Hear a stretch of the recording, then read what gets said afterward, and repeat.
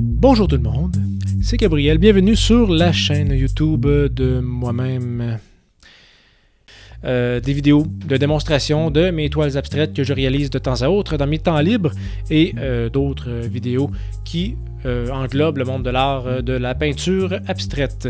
Puis aujourd'hui, une autre vidéo d'une série que j'ai commencée il y a quelques temps à revisiter le processus créatif de mes toiles pour en parler, pour discuter des erreurs que j'ai faites, comment je me sentais à cette étape-là de la création, qu'est-ce que je n'aurais pas dû faire, à quoi je pensais quand j'ai fait ça, c'était quoi l'idée derrière le mindset de la toile. Donc, sans plus tarder, voici la toile.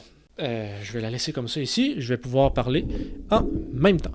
Donc oui, c'est une toile qui, en fait, m'a fait grandir énormément dans la technique de ruban masqué. La superposition de formes, on voit qu'il y a vraiment un écart de niveau entre la première que j'ai fait, l'énorme toile plus aérée, moins chargée, avec celle-là. C'est vraiment un exercice très, très demandant de savoir quelle forme je peux placer en dessous de certaines, de quelle façon je vais répartir. Est-ce que je veux des grandes formes?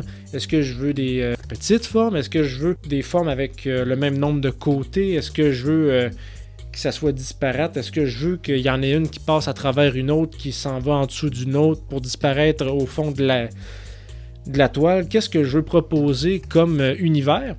Puis, en fait, en partant, j'ai commencé du haut en bas. Après avoir fait le fond, tout ce que je voulais faire, c'était une gradation de violet, vert avec une touche de magenta et de blanc. J'ai rajouté aussi un tout petit peu de jaune, on peut le voir aussi au travers avec les nuances de vert. Donc c'est ça, mon but c'était de faire vraiment des formes en superposition, avoir un effet 3D. Je voulais me dépasser, je voulais faire quelque chose qui allait vraiment se démarquer du lot. Il n'y a rien qui éclate dans le sens que, en fait, ça serait totalement à l'inverse, je pense. Tout a éclaté dans ce tableau-là. Ce que je veux dire, c'est qu'il n'y a pas de sujet en tant que tel. C'est plus comme un miroir brisé dans cette toile-là. Ça fait quelque chose de très, très coupant. Hein? Je ne voudrais pas m'aventurer là-dedans. C'est quelque chose que j'aime beaucoup dans ce style-là. Pour commencer, je voulais donner des formes qui fassent disparaître le fond. Donc, je voulais faire ressortir les formes.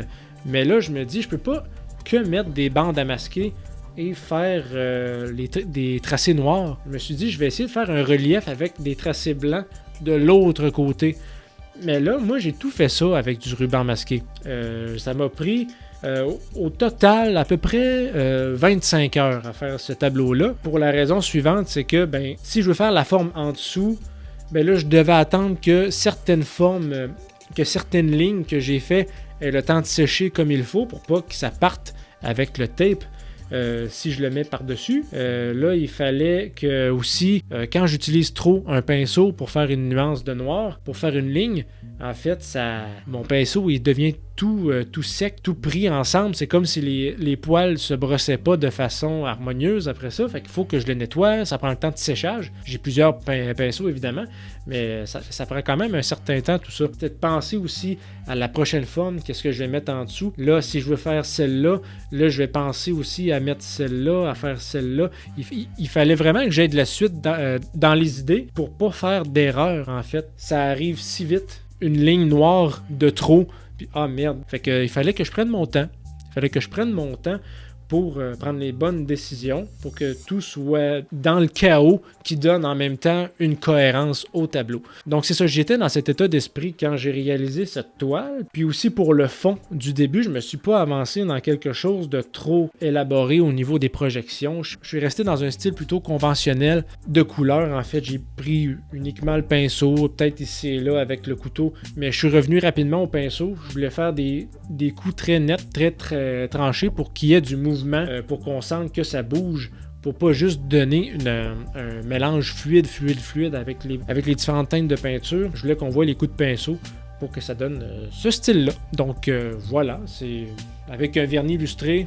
Combien de couches environ que j'ai mis? Environ 3 couches de vernis illustré.